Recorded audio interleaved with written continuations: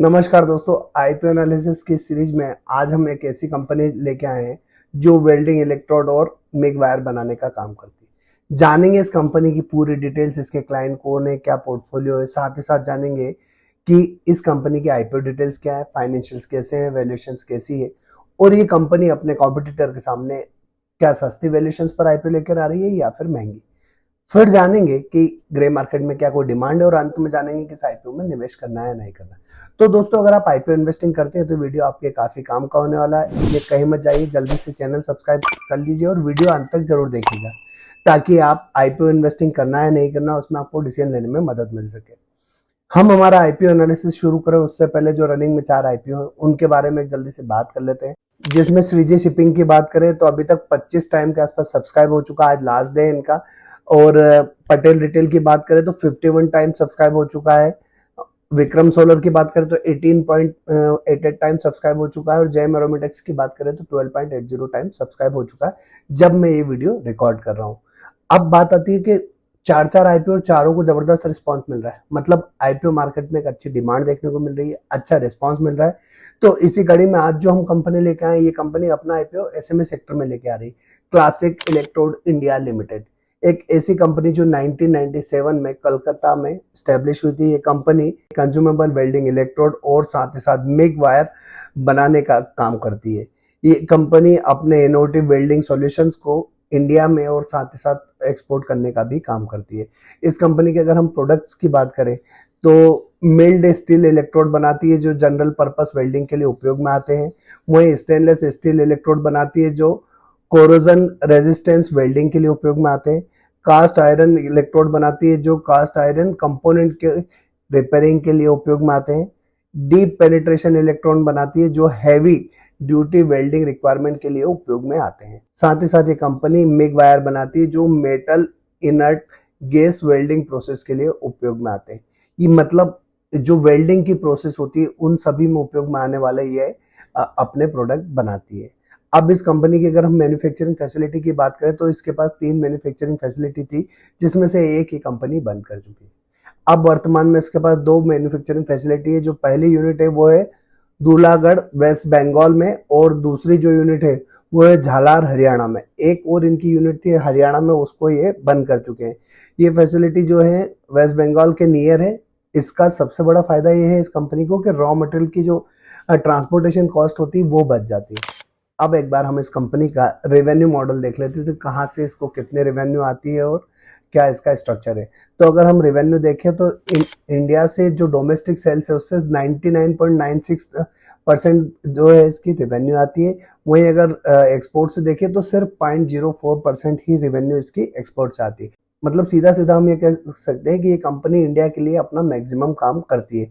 वहीं अगर कस्टमर के अकॉर्डिंग इसकी रेवेन्यू की बात करें तो एक कस्टमर से इसको 12.91% रेवेन्यू आती है, अगले 2 कस्टमर से 9.91% रेवेन्यू आती है। मतलब टॉप 10 कस्टमर से इसकी टोटल रेवेन्यू का 68.43% जो है रेवेन्यू वो इसके टॉप 10 क्लाइंट से आता है।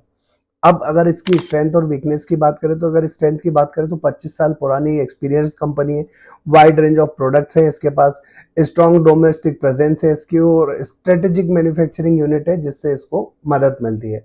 वहीं अगर इसके साथ रिस्क देखें तो हर आईपीओ के साथ जैसे रिस्क होती है वैसे इस आईपीओ के साथ भी रिस्क होना लाजमी है। वहीं अगर हम देखें तो वेल्डिंग कंज्यूमेबल इंडस्ट्री में काफी ज्यादा कंपटीशन है। रॉ मटेरियल की प्राइसेस में जो फ्लक्चुएशंस होता है उसका डायरेक्ट इम्पैक्ट इनके मार्जिन पर पड़ता है। एक मैन्युफैक्चरिंग फैसिलिटी ये ऑलरेडी बंद कर चुके हैं तो ये एक नेगेटिव कंसर्न होता है इसके लिए। और रिलेटिवली स्मॉल वर्कफोर्स है इसके पास और ये कंपनी छोटी है। इस सेक्टर में एडोब जैसे एचआर जैसे बड़े बड़े दिग्गज शामिल है तो ये एक इसके लिए कॉम्पिटिटिव चैलेंज हो सकता है। अब एक बार जल्दी से हम इस कंपनी की आईपीओ डिटेल्स की बात कर लेते हैं। तो 22 अगस्त के दिन आईपीओ शुरू होने वाला है, 26 के दिन क्लोज हो जाएगा। 1 सितंबर के दिन इस आईपीओ की लिस्टिंग होने वाली है। 10 रुपए फेस वैल्यू वाला शेयर है। 82 से 87 रुपीज का प्राइस बैंड होने वाला है। 41.51 करोड़ का आईपीओ साइज है जो कि पूरा का पूरा फ्रेश इशू है। एक लॉट में 1600 शेयर होंगे। बुक बिल्ड इशू टाइप है, एनएससी का एसएमई आईपीओ। अब हमें मिनिमम निवेश कितना करना होगा तो मिनिमम आपको रिटेल में और रिटेल का मैक्सिमम जो है 2 लॉट के लिए आपको अप्लाई करना होगा 3200 शेयर्स के लिए 2,78,400 रुपए के लिए। स्मॉल एचएनआई का जो मिनिमम इन्वेस्टमेंट होगा 3 लॉट के लिए होगा 4800 शेयर के लिए 4,17,600 रुपए के लिए। अब एक बार जल्दी से हम इस कंपनी के फाइनेंशियल्स देख लेते हैं, जहां कंपनी ने अपने फाइनेंशियल्स मार्च 22 से लेके फरवरी 25 तक के फाइनेंशियल शो किए। तो जहां असेट क्लास से शुरुआत करें तो 74.99 करोड़ की मार्च 22 की असेट्स थी, जो बढ़ के फरवरी तक 116.34 करोड़ हो चुकी है।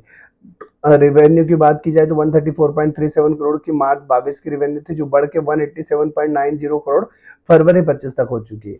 प्रॉफिट आफ्टर टैक्स की बात करें तो 1.49 करोड़ की प्रॉफिट इनका मार्च 22 का था, जो बढ़ के कॉन्स्टेंटली बढ़ते हुए 9.57 फरवरी 25 तक हो चुका है। अब इबिटा की बात की जाए तो 6.08 का मार्च 22 का था, जो बढ़ के 19.24 हो चुका है। नेटवर्थ की बात करें तो 19.65 करोड़ की मार्च 22 की नेटवर्थ थी, जो बढ़ के 43.60 करोड़ फरवरी 25 तक हो चुका है। रिजर्व सरप्लस की बात करें तो 14.37 करोड़ का मार्च 22 का रिजर्व था, जो बढ़ के 30.41 करोड़ फरवरी 25 तक हो चुका है। बोरोइंग की बात की जाए 40.21 करोड़ की बोरोइंग मार्च 22 की थी, जो कॉन्स्टेंटली बढ़ते हुए 53.50 करोड़ हो चुकी है। तो अब एक बार कंपनी की वैल्यूएशंस देख लेते हैं। तो ये कंपनी अपनी जो वैल्यूएशन है वो 156.30 करोड़ की वैल्यूएशंस पर अपना आईपीओ लेकर आ रही है, जहां आरओई 24.66% है, 17.68 करोड़ परसेंट का रिटर्न ऑन कैपिटल एम्प्लॉयड है, डेब्ट टू इक्विटी रेशियो 1.23 का है, 21.95% रिटर्न ऑन नेटवर्थ है, पेट मार्जिन 5.10% है, इबिटा मार्जिन 10.24 का है, प्राइस टू बुक वैल्यू 2.63 का है, ईपीएस 5.81 का है और पी रेशियो 14.97 का है। अब हम इस कंपनी को इसके कॉम्पिटिटर के साथ एक बार कंपेयर करके देख लेते हैं कि इसके कॉम्पिटिटर के सामने ये कंपनी कैसी वैल्यूएशंस पर आईपीओ लेकर आ रही है। तो क्लासिक इलेक्ट्रोड ने, जहां इस सेक्टर में कई बड़े दिग्गज शामिल है, इन्होंने अपना जो कंपैरिजन दिया है वो दिया है डीएनएच इंडिया लिमिटेड के साथ, एडोर वेल्डिंग के साथ और डिफ्यूजन इंजीनियरिंग के साथ। तो ईपीएस की बात करें तो 7.26 का ईपीएस क्लासिक का है, जिसमें अगर एडोर का देखें 34.51 का ईपीएस है।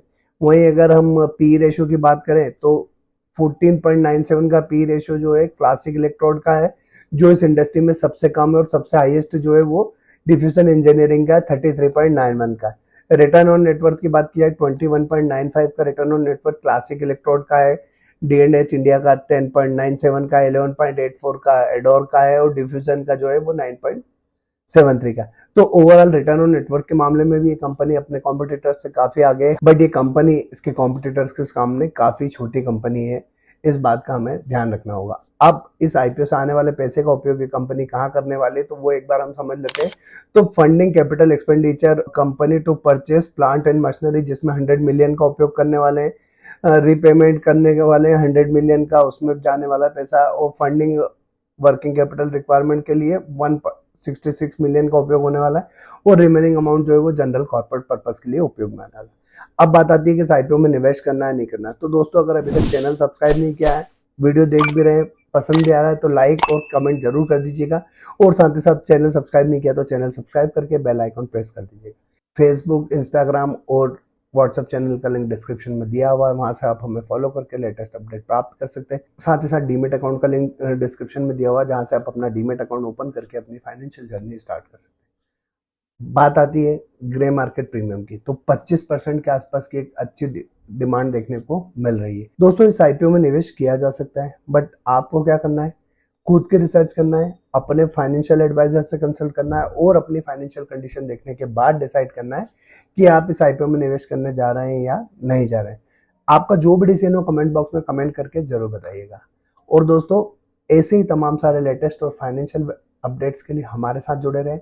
आज के लिए इतना ही, अगले वीडियो में फिर मिलेंगे, तब तक के लिए जय हिंद।